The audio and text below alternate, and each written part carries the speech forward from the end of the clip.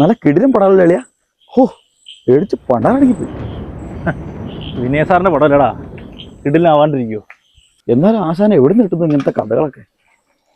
പേടിച്ചിട്ടാണെങ്കിൽ മനുഷ്യനെ നോക്കാനും പറ്റുന്നില്ല. ഇത് പോലെ അതതിന് കെട്ടുന്നല്ല, നടന്ന കഥയല്ലേ?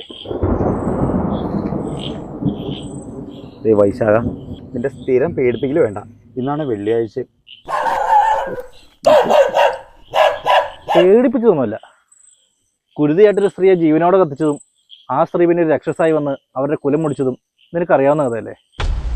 ഞാൻ പറഞ്ഞതേ ഉള്ളൂ. എടാ, അത് അമ്മ ചോറ് തിന്നാത്തോണ്ട് അമ്മ എന്നെ പേടിപ്പിക്കാൻ വേണ്ടി പറഞ്ഞ കഥയല്ലേ? എന്ന് അമ്മ പറഞ്ഞോ? ഇല്ല. പിന്നെ വേറെ ആരെങ്കിലും പറഞ്ഞോ? ഇല്ല. എൻ്റെ മുത്തശ്ശിയുടെ ഏട്ടത്തിന് നീ ഓർക്കണല്ലേ?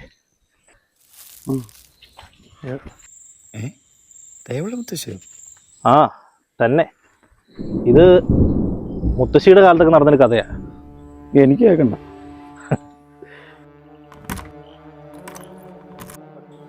പണ്ട് ഇവിടെയൊക്കെ ഭരിച്ചിരുന്ന ഒരു മനയുണ്ടായിരുന്നു. ഈ നാട്ടിലെ ജനങ്ങളെല്ലാം ഒരേപോലെ അടിമകളാക്കിയിട്ടൊരു മന. എടാ, അവരാ ദുർമന്ത്രവാദം ചെയ്യുന്ന ആൾക്കാരല്ലേ? ദുർമന്ത്രവാദത്തിന്റെ പേരിൽ അവിടുത്തെ കാർമ്മ ചെയ്ത് കൂട്ടിയതിന് കയ്യും കണക്കുമില്ലായിരുന്നു.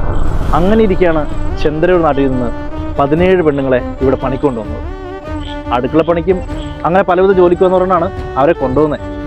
പക്ഷേ കൊണ്ടുവന്നത് വേറൊരു കാര്യത്തിന് വേണ്ടിയിട്ടാണ്. എന്തിന്? ആ വിചാരം.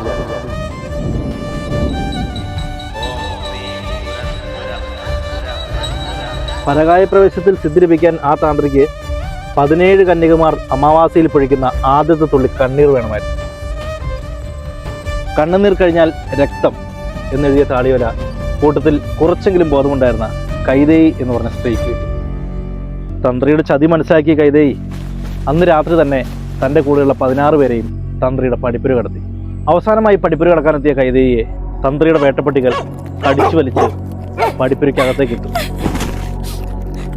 കൈതേയിയുടെ താന്ത്രി ചെയ്തത് അതുമാത്രമല്ല, പകയൊടുങ്ങും വരെ അയാൾ അവളെ ഉമിച്ചയിൽ വലിച്ചെറിഞ്ഞു.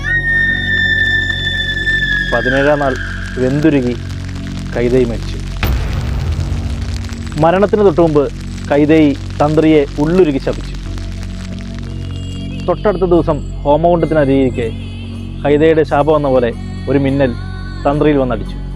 അങ്ങനെ 17-ാം കൊല്ലം തൻ്റെ കുടുംബത്തിലെ അവസാന ജീവനും പൊലിയെന്ന് കണ്ട താന്ത്രി സ്വന്തം നാവ് കടിച്ചേർത്ത് ആത്മഹത്യ ചെയ്തു.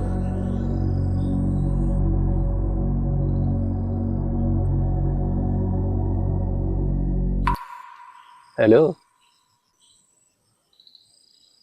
ഹലോ, വീട്ടിൽ പോണില്ലേ? അല്ല, ഈ താന്ത്രി. താന്ത്രി നീ നടക്ക്. എടാ, അപ്പൊ ഈ കൈതയുടെ പ്രേതം? കൈതയുടെ പ്രേതത്തെ എങ്ങനെയാലും തളച്ചിട്ടൊന്നുമില്ല. കൈതയുടെ പ്രേതത്തെ തളയ്ക്കാൻ കഴിവുള്ള ഒരാള് താന്ത്രിയായിരുന്നു. പക്ഷെ താന്ത്രിക്ക് സംഭവിച്ചത് ദുർമരണമാണല്ലോ. അപ്പോളേ എൻ്റെ വീടെത്തി, അങ്ങ് പൊക്കോട്ടെ. എടാ, അപ്പം ഞാനീ ഒറ്റയ്ക്ക് വേണോ? പിന്നെ 200 മീറ്റർ പോകാൻ വേണ്ടി ഞാൻ നിന്നെ കൊണ്ടുവിടണം. ഒന്ന് പോടാതൊക്കെ. ചുമ്മാ കണ്ട സിനിമ കണ്ട് പേടിച്ചിട്ട്. അപ്പം ശരി. ശരി എന്നാ, നാളെ പോയി ഇവന്റെ പഞ്ചർ ഒട്ടിക്കണം.